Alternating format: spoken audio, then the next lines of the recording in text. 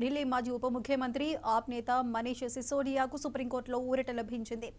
ఆయన బెయిల్ మంజూరు చేస్తూ సర్వోన్నత న్యాయస్థానం ఉత్తర్వులిచ్చింది. 10 లక్షల రూపాయల వ్యక్తిగత పూచీకత్తు, ఆ మొత్తానికి 2 షూరిటీలతో ఆయనను విడుదల చేసింది. ఈ సందర్భంగా కొన్ని షరతులు విధించింది. సిసోడియా తన పాస్పోర్ట్ను అప్పగించాలని, సాక్షులను ప్రభావితం చేయకూడదని ఆదేశించింది.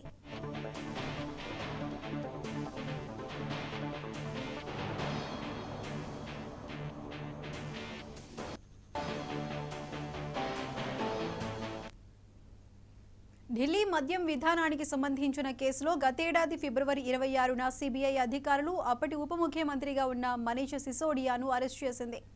ఆ తర్వాత ఈడీ కూడా కస్టడీలోకి తీసుకుంది. అరెస్ట్ అయిన 2 రోజుల తర్వాత మంత్రి పదవికి రాజీనామా చేశారు. అప్పటి నుంచి గత 17 నెలలకు పైగా ఆయన జైల్లోనే ఉన్నారు. ఈ క్రమంలో బెయిల్ కోరుతూ ఆ మధ్య సుప్రీంకోర్టును ఆశ్రయించారు.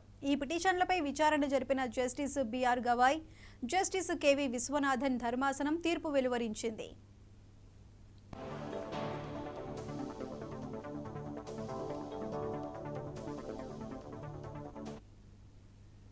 మద్యం కుంభకోణం కేసులో అరెస్టు అయిన ఢిల్లీ మాజీ ఉప ముఖ్యమంత్రి ఆప్ నేత మనీష్ సిసోడియాకు సుప్రీంకోర్టులో ఊరట లభించింది.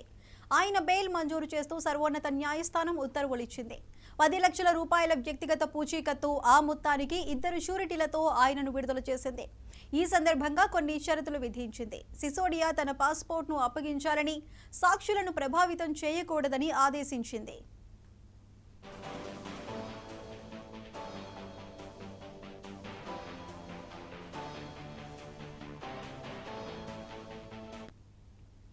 ఢిల్లీ మద్యం విధానానికి సంబంధించిన కేసులో గతేడాది ఫిబ్రవరి 26న సిబిఐ అధికారులు అప్పటి ఉప ముఖ్యమంత్రిగా ఉన్న మనీష్ సిసోడియాను అరెస్ట్ చేసింది.